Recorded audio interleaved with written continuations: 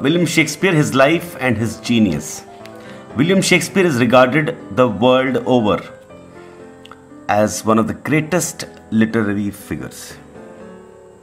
He was an elusive figure and not much is known about him, his personal life. Though his works speak for themselves in so many ways, with such a variety of people and in a variety of ways, to so many different kinds of people, from the erudite to the common man.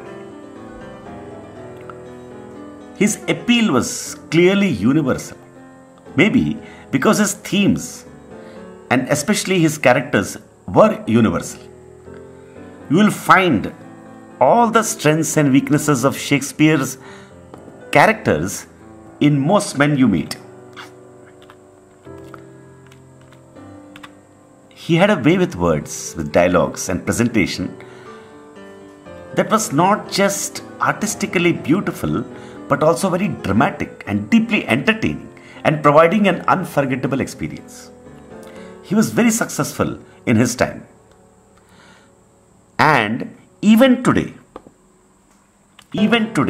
his plays are performed the world over in multiple languages and with great success everywhere.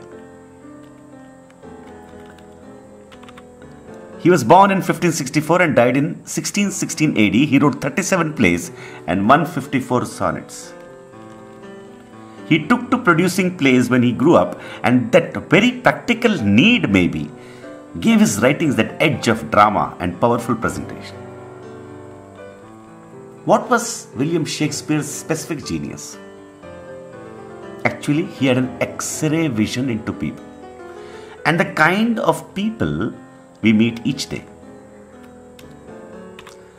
In that sense, he had a deep grasp of psychological motivations, especially negative qualities, flaws. The flaws could be made tragic or comic, and he did both with great talent and genius. He mixed the life of these characters with philosophy and statements about life also. But he was not primarily a philosopher, but a great storyteller. He knew how to tell a story, how to create emotion, sympathy in the reader and in the audience.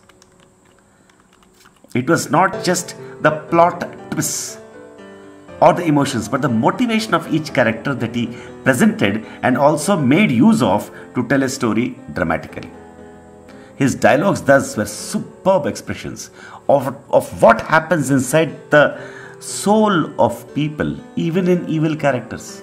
Very interesting. You will feel sympathy for those characters. You will feel, I know these characters. I think I know these characters. I can feel him. I can sense him. That gave a melodramatic sense of life to the play, to the characters, and to the fates of the characters, the destiny of the characters, the story of the characters. He had a genius to see and show drama in the emotions and the psychologies and the soul of the common human. Nothing escaped his merciless X-ray observation and bringing out the exact elements to dramatic effect, and with twists and all this which lies buried in a man or a woman. You know, in real life, all our emotions, the soul and psychology is buried inside. Shakespeare brings it all out like a mirror. So the audience or reader identifies with the characters starkly, deeply, and are obviously touched. And that is a strange kind of mirror Shakespeare gives to any reader. That kind of a thing. You can come out and play your part while watching also. As he himself stated once, we are all players in this life and we all play our parts and exit one day.